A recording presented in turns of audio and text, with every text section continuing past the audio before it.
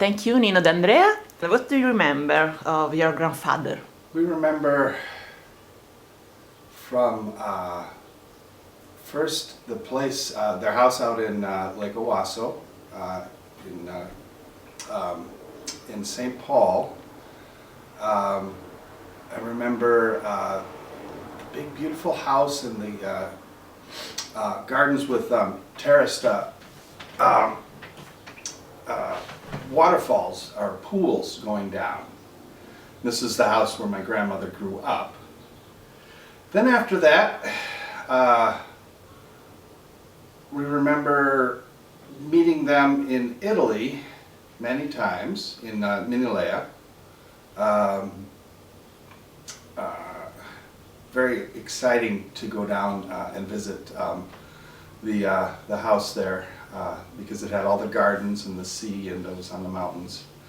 And of course we got to travel too, which was always exciting when you're very little. Grandfather... How old were you? How old was I? From age 2 until 11, 10 I guess, was when we lived in Sweden, so we would visit them quite regularly there.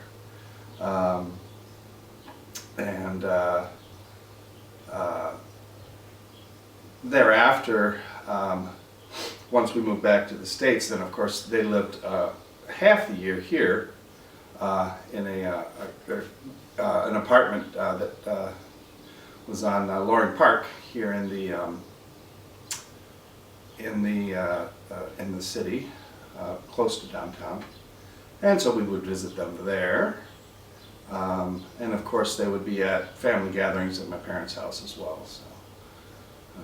But we didn't see, because of their being gone, we didn't see them nearly as regularly as, say, my sister's children see their grandparents now. But it was more like you see them once a year, twice a year. Why? Because they were either in Italy, or often we were in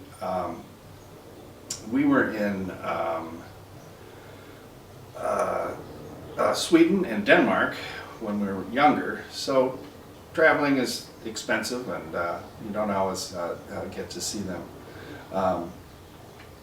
More often once we moved back here, but still they're gone half the year. So, and this was kind of an issue, I think, for many of us, that my mother would be, oh, we would like to see them more often, but you know, we can't just go and visit because that's, you know, taking a family of 5. It's difficult. Anyways. But what is your first memory of your grandfather? My first memory of my grandfather.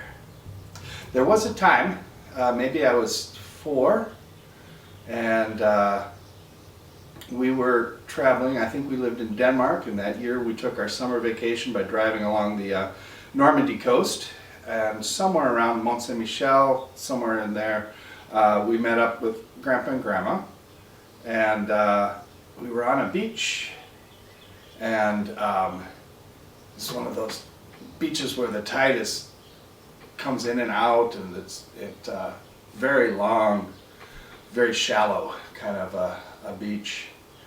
But the waves were coming in, and Grandfather's, oh, let's go swimming. It's kind of gray, it's Normandy, you know, and everything, gray and cold in June or something like that.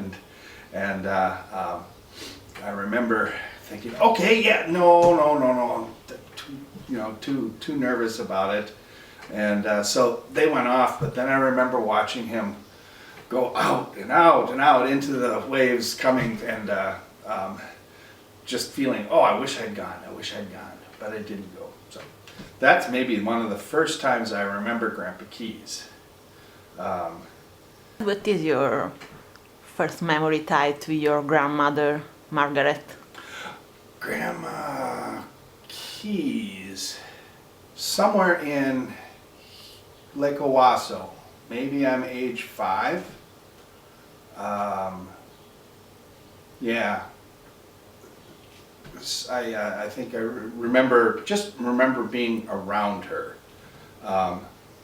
And of course, in the kitchen around breakfast time, but also just sort of not necessarily taking care of us, but there to help and make us feel welcome.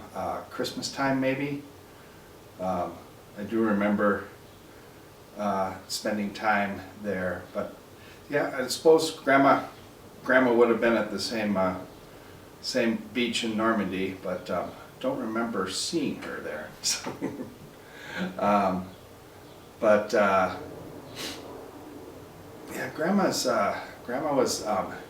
she was the kinder one of Grandpa and Grandma. Grandpa's a little intimidating. Grandma was much more not necessarily fun to be with, but she would let us come around in the kitchen and I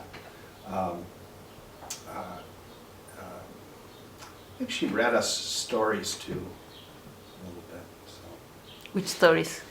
Oh, at that time, we were being read Winnie the Pooh, the A.A. Milne stories, and maybe Dr. Seuss, although I think my dad and my mom were the ones who read us the Dr. Seuss. But I could see certainly Winnie the Pooh being read to us around that time. And this in the kitchen? Kitchen or in that... Why in the kitchen? No, not for reading. That would be around the corner in the living room, I think. But why in the kitchen? Do I remember her? Because that's where when you're not running around looking at things all around, then you come in because you're hungry, and it's usually at the time that someone is in there. So that's where you. If you go looking for someone like your mother or your grandmother or something like that, yep, there she's going to be. But who did cook in that occasion? Grandma, my mother, maybe the aunts. Back in the 60s and the earliest part of my life,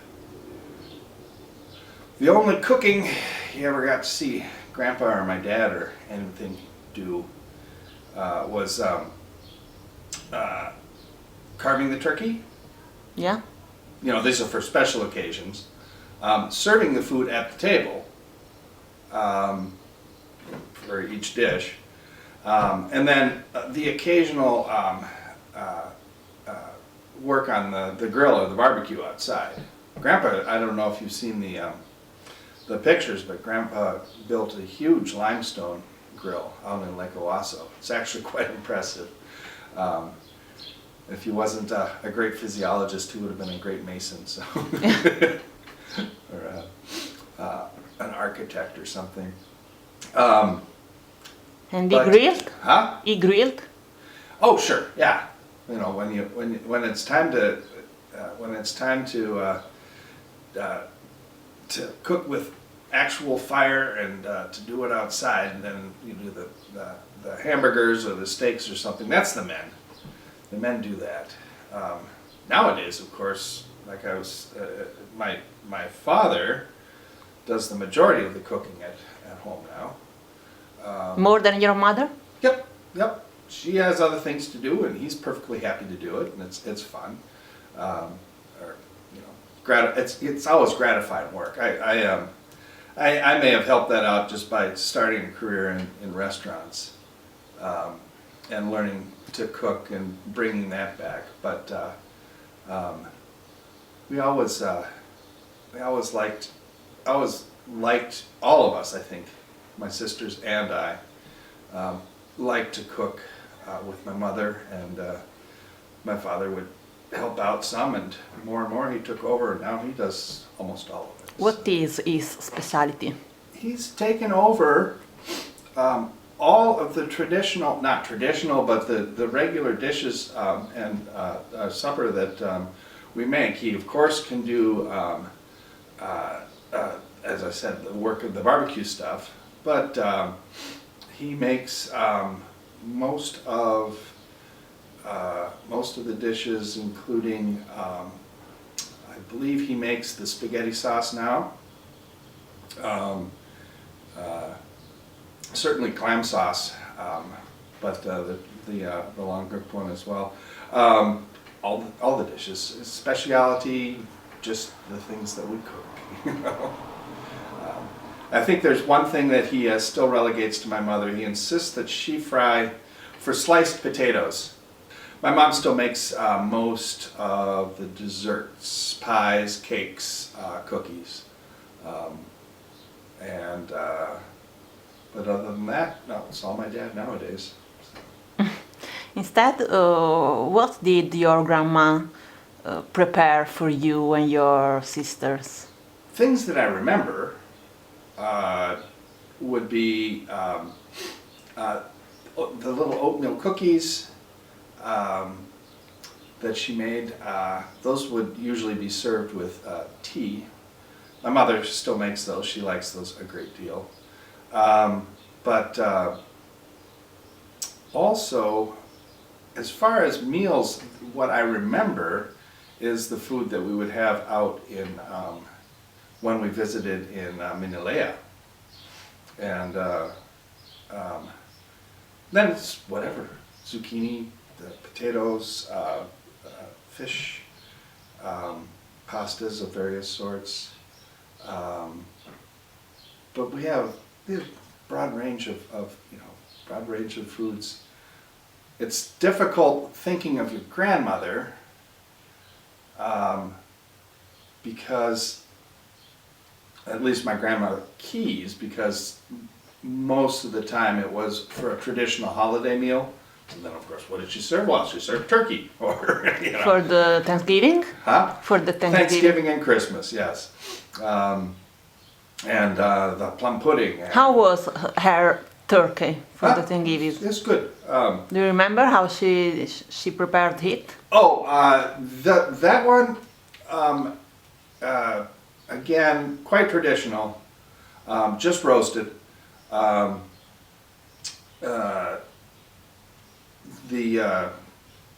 think the more individual parts of that meal, like the stuffing. This is just a cornbread stuffing, sage and thyme, seasoned, stale bread, cornmeal or cornbread, about half and half, onions and celery, and that's put inside the bird. Of course, you also have to take extra and put in another pan because you can only fit this much in in a turkey, and you need about this much to get everybody there. Other than that, little crescent rolls, white bread, homemade, always very good. Broccoli is always there. Sometimes asparagus, but usually broccoli. Potatoes or mashed potatoes. But this lunch, this dinner were here in Minnesota or in Puppi? Most often in Minnesota. Okay. Yep. And that meals, those holiday meals would be back and forth between various parts of the family. So some years one or the other would be up in Keewatin at my father's parents, at the grandpa and grandma D'Andrea's, so we would have one of those. And then the Keyses, when they were around, and they were more likely to be around in the winter,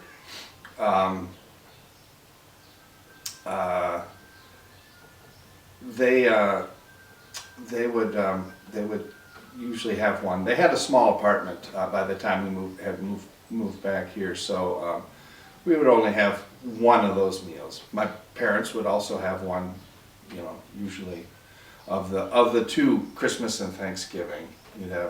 My parents would have one, and one of the grandparents, either up north or here, would do the other. So. Indeed, you said that in Minelea, your grandmother prepared a lot of fish, zucchini, and other vegetables. Oh, certainly, yes. They were different from the foods the dishes that you ate in Minnesota? To a degree, mostly because the ingredients, the availability of ingredients. But my mother was very faithful to always having some vegetable on every meal, and cooking in the style, not necessarily always the Mediterranean, but in the style of eat well and stay well, which is low-fat cooking, always vegetables, less red meat, fish as much as possible, and chicken. She would even try and serve us vegetarian meals on occasion, on the idea that beans are perfectly good protein. Of course we would complain, but we would eat it. Where's the meat? But yeah, always very well balanced, and always following the idea of the way she grew up learning to cook, and the way my grandparents had. What was your favorite dish when you were in Cilento, in Pioppi? In Pioppi, the favorite things I had there. Alici, if we could get them. Alici and? The little fish. Okay. The anchovies, fresh anchovies. Yeah? Yeah. Love those. Prepared in which way? Most often sautéed, just a little bit of flour and sautéed, or just cooked. I have had them in other ways, just marinated with lemon, but not at my grandparents'. But those were always a treat. The other one, a great favorite, is if we could get a bit of octopus, then the spaghetti with the octopus. Who prepared these dishes? Delia did that one. The cook. She made that, and I remember. Spaghetti with octopus? Spaghetti with octopus. And anchovies too? No anchovies. Anchovies? Who prepared anchovies? Huh? Who prepared the anchovies? Oh, I don't remember that. Most often, of course, the cooking was a mix of between Delia and my grandmother in Italy, in Minilea. So, so often not quite aware, but often enough.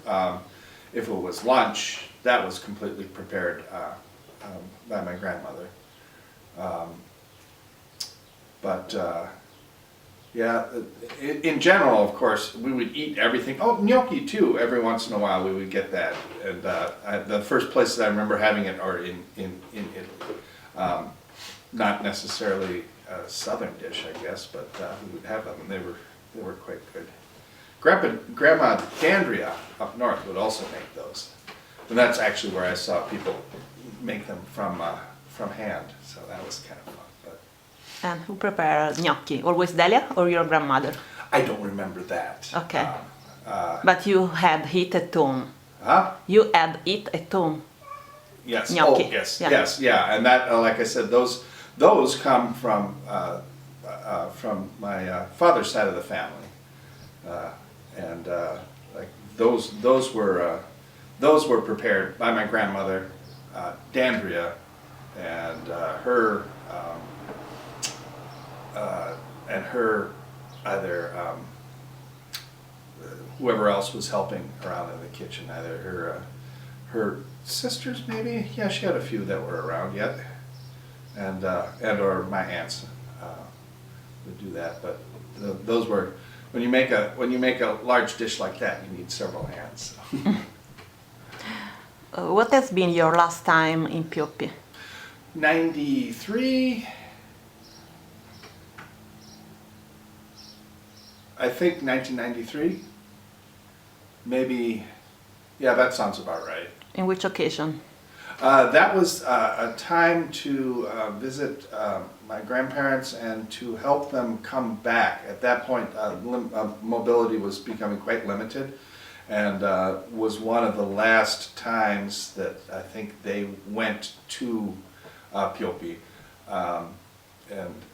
So we went to help them come back, to travel back. Okay. So we were there for, I don't know, me, my mother, and a friend of my mother's were there for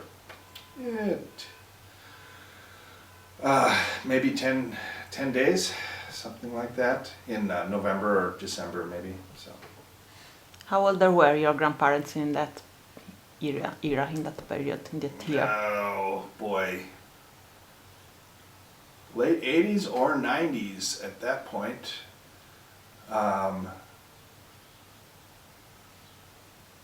I can't remember what either of the birthdays were, so you know, it's like I think Grandpa died at 100 in 2003. He was definitely in his early 90s, and Grandma may have been in her late 80s. She was several years younger than him. So. What do you remember about Piopi and Cilento?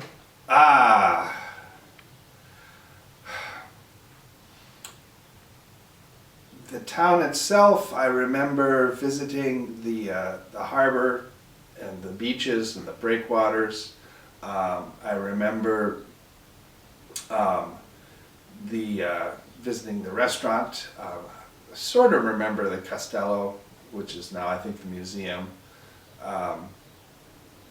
And I remember the main street and little piazza that people would sit around in. But actually, my favorite things I remember going into either the little fish shop, you know. I remember coming into town, and I remember the little sign right at the edge of town that has the horn, and then it's crossed out, says you're not supposed to beep when you're coming around the corners because there's it's in a town. I remember the long bridge that you go over the gully, quite narrow, before you get to town. But most of my memories of the area are actually at my grandparents' house, and then of course the gardens, the fruit trees, fig trees, pears, apricot, lemon, and a few limes. Grapes growing on the trellises over the ground floor. Especially remember and olive trees, of course. The gardens with lots of tomatoes, green beans, so tall, pole beans so tall that you had to get on a 10-foot ladder to get the ones at the top. I remember a few artichokes that were growing, never seen them before. The terraces down below, which didn't have vegetables in them, but great yucca, I think, or some kind of aloe plant with huge pointed leaves that would, you know, murder a man who was trying to get in. And of course, down the hill, the sea itself, the Mediterranean, where we would go every day to swim and play on the beach. Of course, rocky beach. And we always collected, I only have a few, but we always collected the distinctive rocks from there.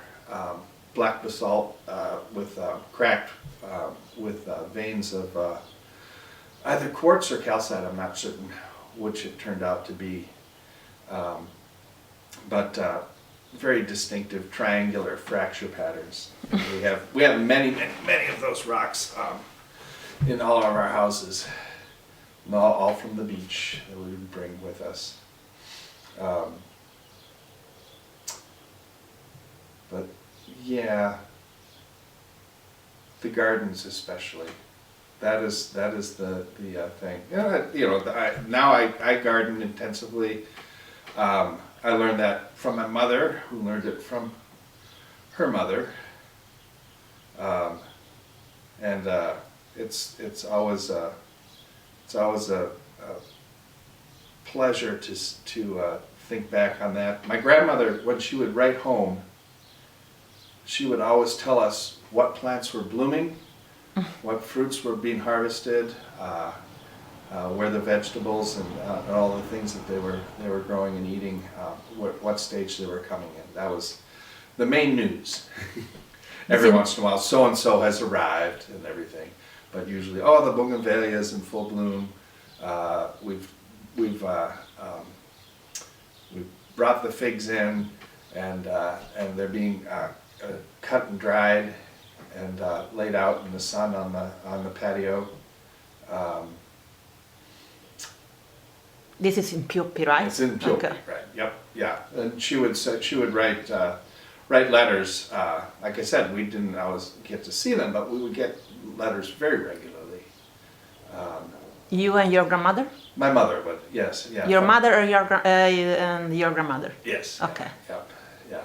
And then my mother would read us, tell us what was going on and everything like that. My grandmother was a great writer. Every day she wrote a one-a-day little line. It's not quite a diary. Every day she would write just what the weather was, where they were. What did your grandparents, Keys, tell you about Pioppi? Do you remember something? Tell us about it? Oh,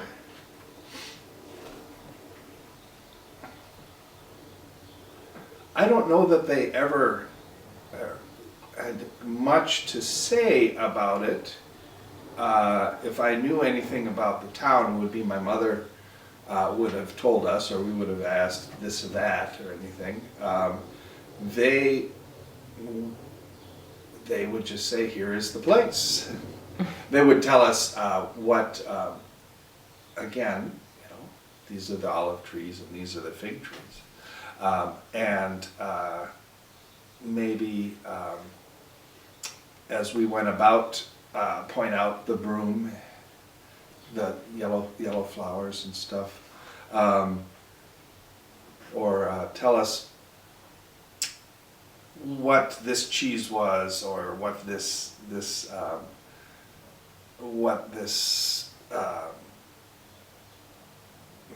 maybe where we were going in the market, and say, oh look, these are these things, or well, let's go to we'll go up to the co-op to get some wine. We'd drive us around in a little Fiat station wagon on those tiny little roads. But I don't remember them saying much at all of what Pioppi was, other than to point out, oh, well, now they're building more houses up on the hills, and more condominiums. This didn't used to be like this. That's the old castle, but not as much. I think we were more, again, engrossed with the villa, the Minilea itself, rather than the town. Or just being in Italy, and you eat what is put in front of you, and you take advantage of the, especially of the sea. But you get to eat fish. What do you remember about Delia? About Delia, Delia was wonderful. One thing is that she never did speak much English, and we never spoke any Italian, so you couldn't communicate with her very well. But she was always quite kind to us, and obviously liked us a great deal. The only time I ever had a chance to actually talk with her was one of the latest trips, maybe that time in 1993 when we visited, and I did ask her how she was making the one sauce. It was pretty much pomodoro, olio, Whatever. What is parsley? Prezzemolo. Yeah. That's very simple sauce, but she's, these there. That's it. For But- you or simple? For you or simple? It's a very simple sauce. Maybe 4 ingredients. Yeah. So it's just. And she did teach you to prepare it? Yep, she showed me what was mostly I watched, and I just asked what goes in here. She says this, and that's it. Other than that, she would sort of help us when we went on a kick when we were maybe 7, 8, or 9. I don't remember. Where we would want to have the lemonade because there's all the lemons, so we want to have lemonade every day. My mother and my grandmother probably are kind of frugal, and so we would want to have each 2 big glasses of it, and make 7 lemons worth and use too much sugar and everything. And they'd be like, "Oh no, you just need this much." It's like, no, we want more. But Delia would help us to make the lemonade. That was always fun. You have the squeezer thing. You just have to cut the lemons in half and squeeze out the juice, add some water and some sugar. Like I said, we wanted to add more sugar than they thought we should. What did your mother tell about her? About Delia? Yeah, Oh, if you remember. Just early in our lives, that she was the cook. Other than that, like I said, we couldn't talk to her much. So I do remember later. My mother relating my grandparents' concerns about Delia and her health, but I think the nature of, as you get older, to worry about your health and all the people around you as well. So Grandpa and Grandma would be like, "Oh, she seems to be having troubles with this or that." It's like, yeah. No, she was always so pleasant and just a part of that whole experience. What is for you the Mediterranean diet? Vegetables.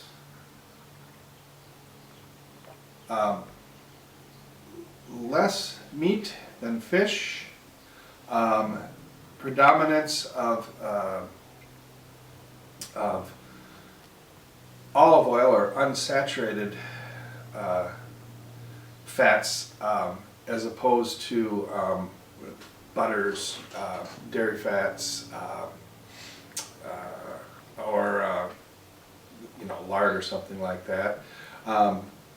Maybe more pasta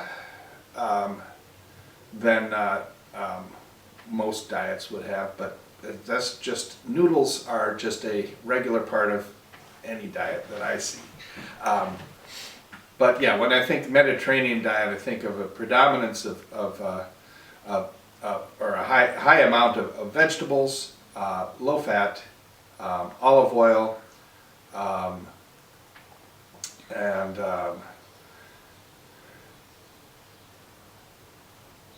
also, and this just may be what I was exposed to, but home cooked as opposed to prepackaged foods. But that's also just the way I grew up eating. And to this day, it's still almost everything I eat is made from scratch.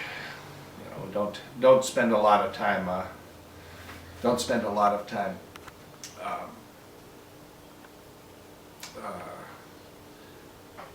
Using stuff from boxes. Although, as I've gotten older, I've come to appreciate an occasional foray into traditional American chemical cooking, but most of the time stick with more of made from scratch, home cooking. So. Did your grandparents speak with you on the Mediterranean diet? Not necessarily.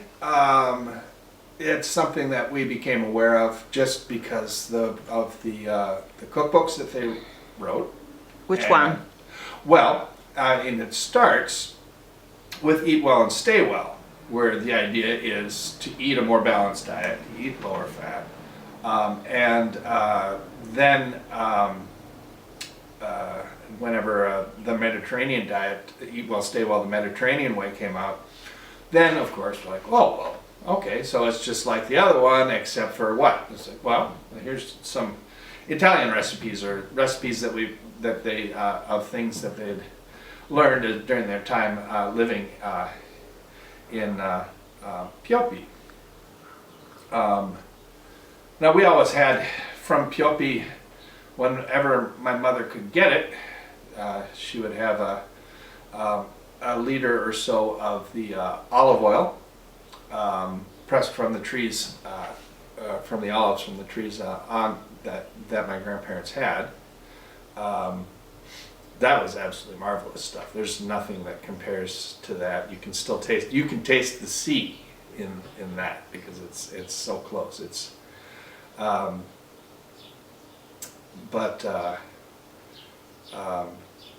yeah.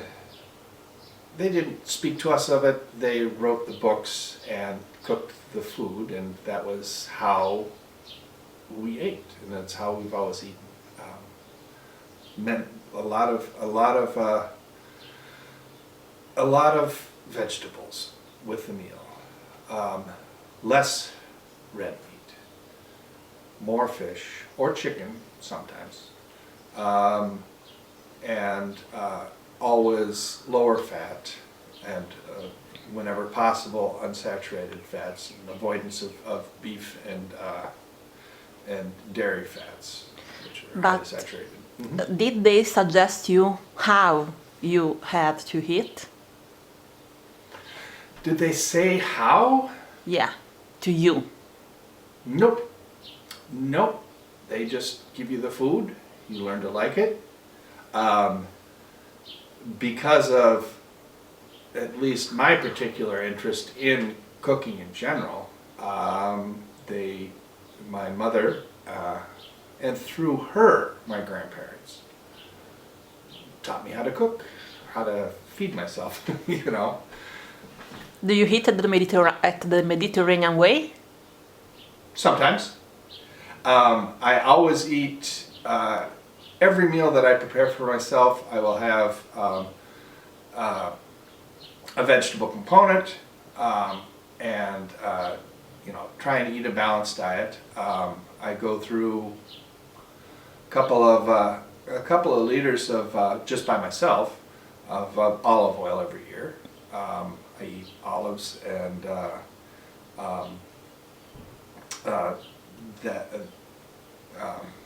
various other of the Mediterranean style things. I certainly cook pasta dishes for myself on a very regular basis. But I've also incorporated Asian cuisines, as I said, the funny American things like tuna fish casserole and stuff like that, which I quite like, and various other types of cuisines. But the basic idea, I think, not necessarily the ingredients, but the basic idea of eating a balanced diet and limiting your fat intake, that's my takeaway of it, and that is how I eat. Oh, also always a salad, a green salad, with at least with dinner every meal. Are you a cook? I am a long-time cook since I was 15. I worked from 15 till age 40 in restaurants. Cooked professionally for 15 of those 25 years, something like that. And yes, I cook. It's one of my main creative outlook or creative outlets, as well as just being one of the things that I enjoy doing most. If I'm thinking about something on the way home from work, it's what am I going to cook? And what do I get to eat tonight? So, Do you regularly eat Italian food? yes, I will make a pasta dish at least once a week. I will dine out at any of our local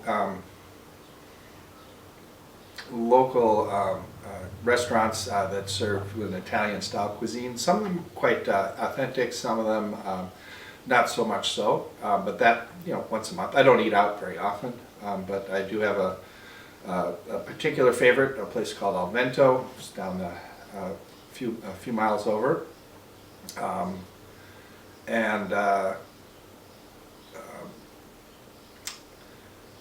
generally, I'd say 25% of my diet is Italian or Italian-inspired.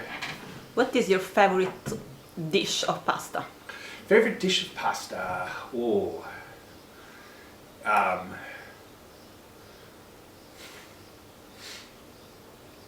my favorite noodle, it's a toss-up. I like the gemelli just because... I didn't understand. Oh, the gemelli noodle is a little twist, like so. Okay. That one I like for the just the fun kind of bite that it has. If I had to pick overall a favorite noodle, it's probably the rigatoni. If I had to pick the favorite sauce, classic red sauce, I guess just because I've eaten so much of it, what we call spaghetti and meatballs, just spaghetti sauce. But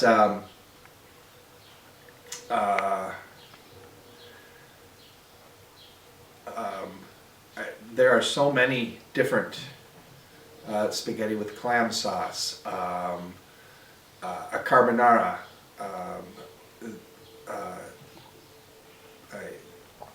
various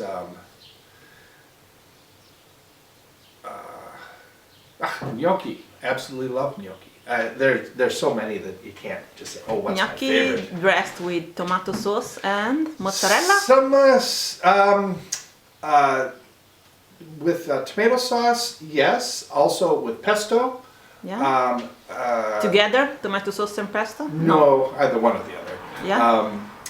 Or one that is quite delicate, I like, is just sage and butter. I use just one or two fresh leaves of sage thrown in the pan, and the butter just melts, and you toss and a little Parmesan over the top. There was a lovely dish I learned to make at one place which was gnocchi with red sauce, and then in the middle gorgonzola cream sauce. So to mix together a little bit, or to have kind of separate. But do you think that this your Italian legacy about food comes from your father's side or your grandmother's side?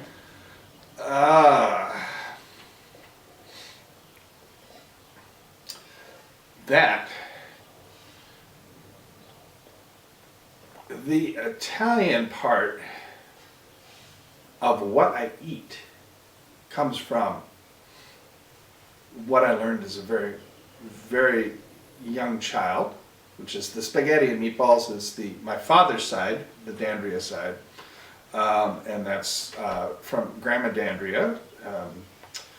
My mother taught me to make those. Our first cooking experience, my sister and I, was when we were 2 years old, 2 and 3 years old, making meatballs. Yeah. It's a good thing to do. With With my mother. With your mother? Yep, with my mother.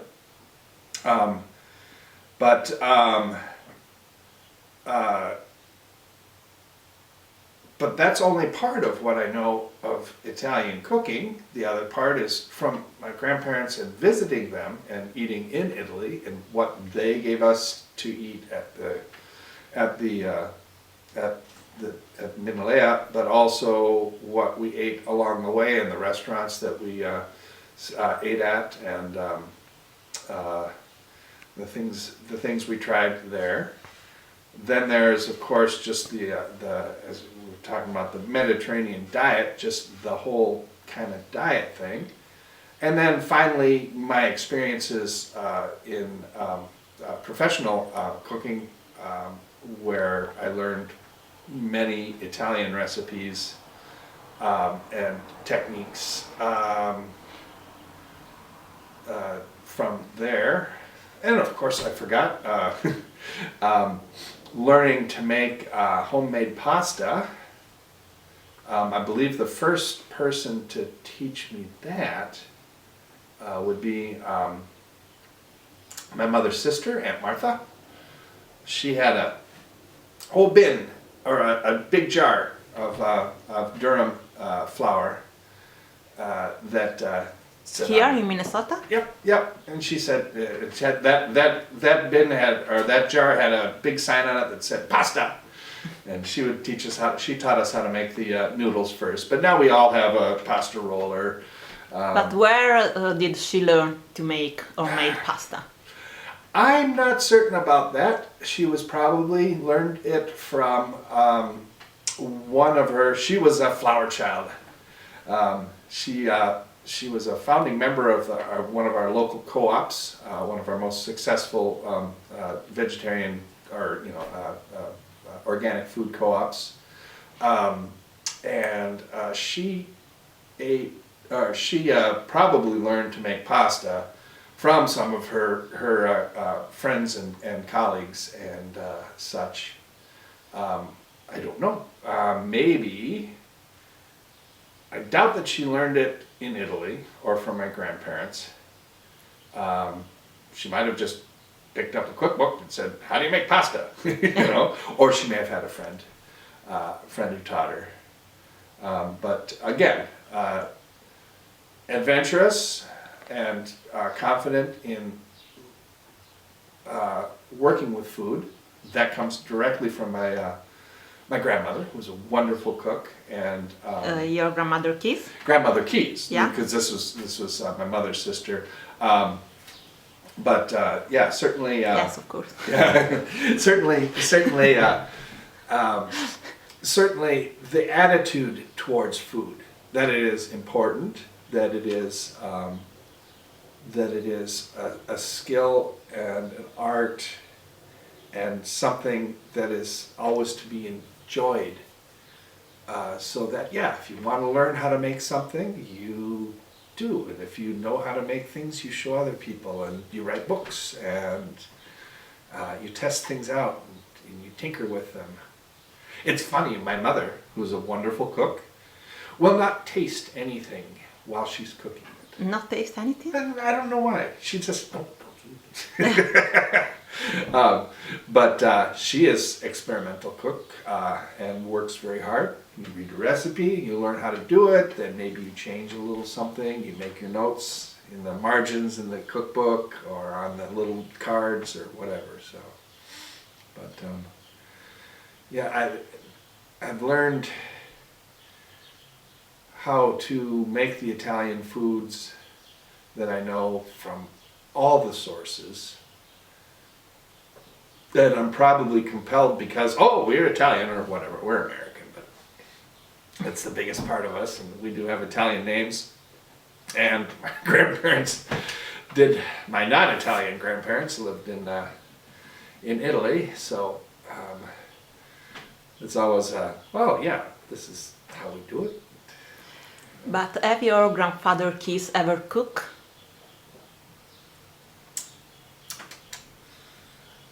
I don't know, like I said, maybe with a barbecue. Yeah. I don't remember ever seeing him cook anything. I do know that he would make wine.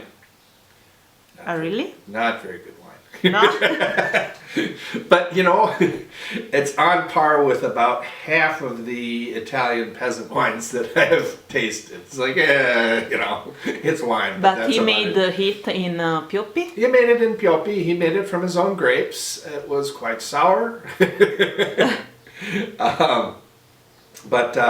So I suppose that counts as food preparation of some sort or something, but I don't ever remember seeing him actually do cooking. I would see him buy ingredients on occasion, and he certainly knew about the foods and everything, but the actual preparation would almost always be in the hands of my grandmother.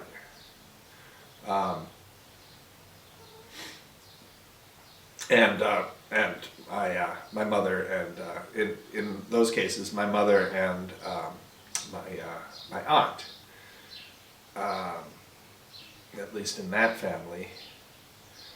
But yeah, times changed though. As I said, my father's taken over all the cooking almost at my parents' house. My Uncle Harvey, who is Aunt Martha's husband, he initially would bring breads, homemade breads, to all the family gatherings. And he did this so often that after my Aunt Martha died, he went on to open up several very successful artisan bakeries. Ah, really? Yes, yeah. Turtle Here Bread. in Minnesota? Yes, Turtle Bread is just a mile over, not even a mile over from here. Some of the very best breads, certainly in the state. What was the favorite dish of your grandfather? I think he would eat just about anything. I know that, perhaps I was telling you before, I do remember at a restaurant where he noticed that there was tripe on the menu. This is in Rome, and he's like, "Oh, I'll have that." And then he asked, "Oh, why you guys?" Well, because it's on the. You gotta try it. I don't know what Grandpa's favorite dish was, but he would eat everything. You are also expected to eat whatever was put in front of you. Do you remember the favorite dish of your grandmother, Keys, Margaret? Quite fond of jams and jellies for breakfast. This is something also my mother carries over. Me, I'm not as fond of them, but I've found that I do greatly enjoy making them. I'm just discovering my plum tree, and so I'm learning. Whoops, sorry. Learning how to make jams and jellies. But yeah, there's far too much food out there and too much variety in our diet that I could even nail one favorite thing or anything like that. How old were you when your grandfather had turned 100 years? I was probably 37 years old, but I don't remember what year that was. Did you celebrate him? Yes, there was a gathering. At this point, they had moved out of their longtime apartment to a retirement community with nursing assistants. But they had, we got together, and all of them, I think so, all of his grandchildren were present. They had a birthday, had a cake, they had some various foods catered from, or just purchased from a local restaurant, brought in, and yeah, all of his grandchildren, I believe, were there, which would be my three sisters or myself and my two sisters. His three grandchildren from my Uncle Henry, and then Robin and Ben, which are Martha and Harvey's children, plus I think 5 or 6 great-grandchildren. And there is a wonderful picture around somewhere, I'm sure my mother has it, of Grandpa D'Andrea with 5 or 6 great-grandchildren. He was always, we believe, quite amazed and bemused that he did actually make it to be 100 years old. What is the best lesson you have received from your grandparents? They taught my mother how to cook so well, and then she taught me. And just in general, positive and joyful approach to food. That's what the best thing that they taught me. You could also say the sense of international community that my grandfather's research colleagues, he knew people from all over the world, and of course lived in Italy half the year. That's something else that we learned from them, and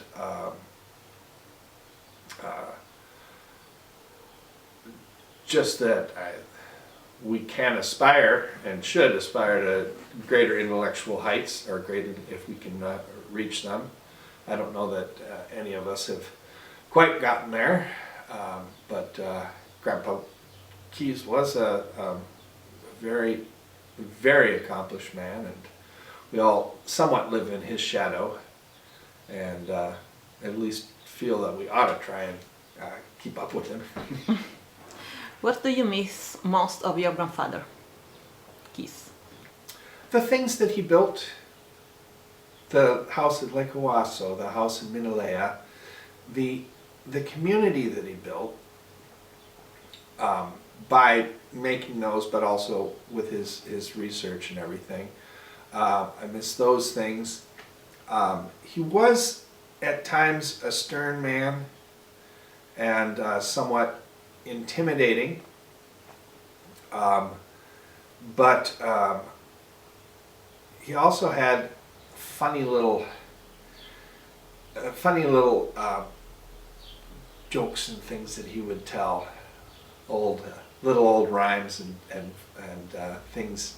And honestly, these are people who are alive over 100 years ago, so there's a bit of history now in that.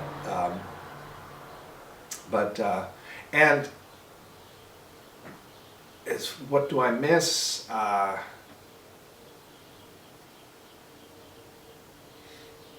Yeah, I think the places and the things that he built that we could visit. That's what I miss about him. And what do you miss most about your grandma, Margaret?